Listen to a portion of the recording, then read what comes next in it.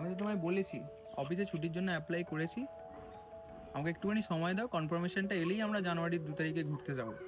একটুখানি টাইম দাও আমায়। তুমি কি আমাকে আদৌ ভালোবাসো? তুমি আমার কথাটা নাকি তো বোঝার চেষ্টা করো। আমি একটা জায়গাতে চাকরি করি, এরমভাবে সবসময় তো চাইলেই ছুটি পাওয়া যায় না। তুমি আমার সিচুয়েশনটা একটুখানি বোঝো না। নাকি কি ভাবছো তুমি? আমি তো কিছুই বুঝতে পারছি না। পল্লবী, কথাটা তো শোনো।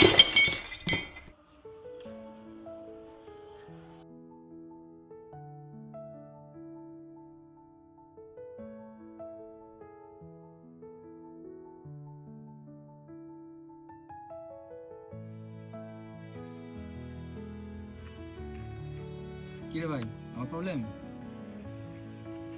হুম, আমাদের ছেলেদের লাইফে আর আছে কি বল। আসলে কি বলতো, মিডিল ক্লাস ফ্যামিলি থেকে বিলং করি তো কোনো কিছুই আমাদের সাথে ঠিকভাবে হয় না।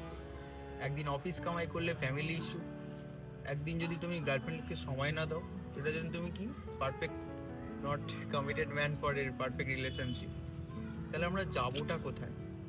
আমাদের সিচুয়েশন বোঝার মতো কেউ নেই রে।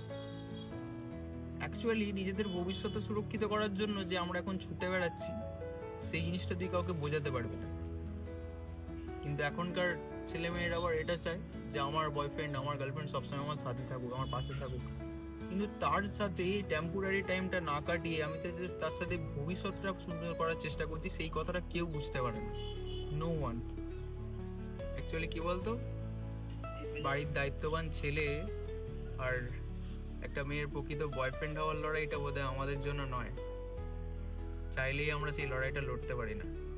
যেই মেয়ে আজকে আমাকে টেম্পোরারি সময়ের জন্য যখন বলছে যে আমাকে টাইম দিচ্ছ না, সেই মেয়ের বাবাই আমাকে একদিন জিজ্ঞাসা করবে যে কতটা তুমি জীবনে প্রতিষ্ঠিত হতে পেরেছো।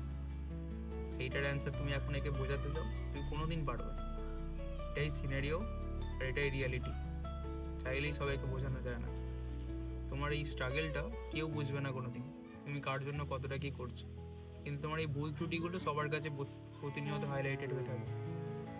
কিন্তু কি আর করবো বল, আমাদের ছেলেদের লাইফে এখন। চ, এক কাপ চা খেয়ে আসি। চল।